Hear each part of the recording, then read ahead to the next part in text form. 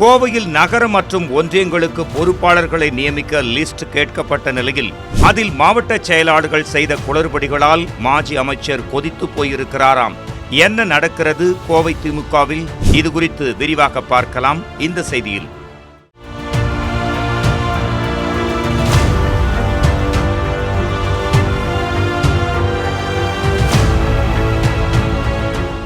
Green Park Coaching Center, All India First Rank, 720 out of 720.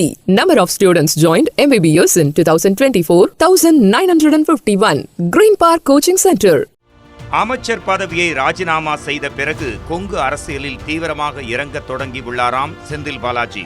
அவர் சிறையில் இருந்தபோதும் கரூர் மாவட்டத்திற்கு பொறுப்பு அமைச்சர் என யாரும் நியமிக்கப்படவில்லை.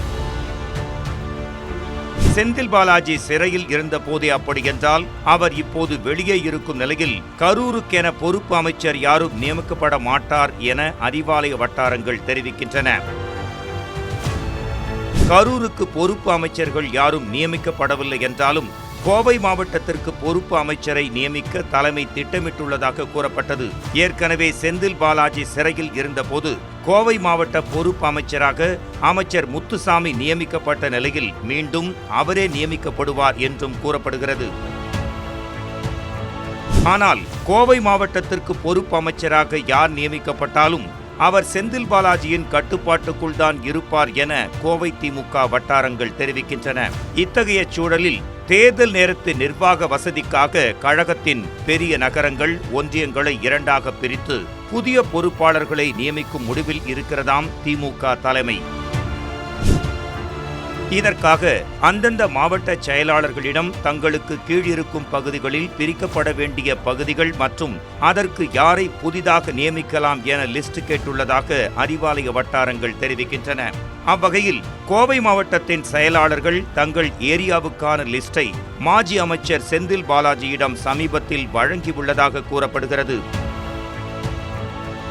அமைச்சர் பதவி இல்லாவிட்டாலுமே கூட கட்சி ரீதியாக கோவையை சைலண்டாக அவரே கவனித்து வரும் நிலையில் இதற்கு பொறுப்பாளர்களையும் நியமிக்கும் பொறுப்பை செந்தில் பாலாஜியே எடுத்துக் கொண்டுள்ளாராம்.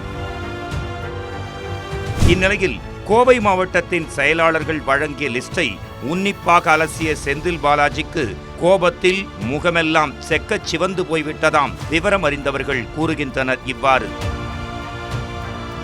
புதிய நிர்வாகிகள் லிஸ்டில் மிக பெருமளவு டம்மி பேர் வழிகளாகவே இருந்திருப்பதாகவும் தேர்தல் வெற்றிக்காக திறமையாக பாடுபடும் தகுதியான நபர்களாக இல்லாமல் மாவட்ட செயலாளர்களுக்கான கூஜாவாக செயல்படக்கூடிய பேர்வழிகளின் பெயர்கள் லிஸ்டில் பல்லை இழிக்க நரநரவென்று பல்லை கடித்து அதை திருப்பி அனுப்பிவிட்டாராம் செந்தில் பாலாஜி.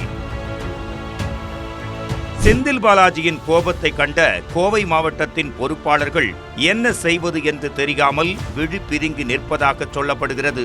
கோவை அரசியலை பொறுத்தவரை திமுகவிற்குள்ளேயே கோஷ்டிகள் உருவாகத் தொடங்கியிருப்பதாகவும் அதன் வெளிப்பாடாக ஆங்காங்கே தங்களுக்கான ஆதரவாளர்களை திரட்ட ஆரம்பித்துள்ளதாகவும் தகவல்கள் தெரிவிக்கின்றன. எப்படியோ செந்தில் பாலாஜி அமைச்சராவதில் சிக்கல் இருப்பதால் கோவையில் இருந்து அமைச்சர் ஒருவரை நியமிக்க நாளை தலைமை திட்டமிட்டால் அதற்கான சாய்ஸாக இருக்க வேண்டும் என கோவை திமுகவினருக்குள்ளேயே போட்டி நிலவுவதாகவும் சொல்லப்படுகிறது. அதனால்தான் செந்தில் பாலாஜிக்கு கொடுத்த லிஸ்டில் தங்களுக்கான ஆதரவாளர்களை குறிப்பிட்டு தந்திருக்கின்றனர் கோவை மாவட்டத்தின் செயலாளர்கள் என்கின்றனர் விவரம் அறிந்தவர்கள். Green Park Coaching Center, All India First Rank, 720 out of 720. Number of students joined MBBS in 2024, 1951. Green Park Coaching Center.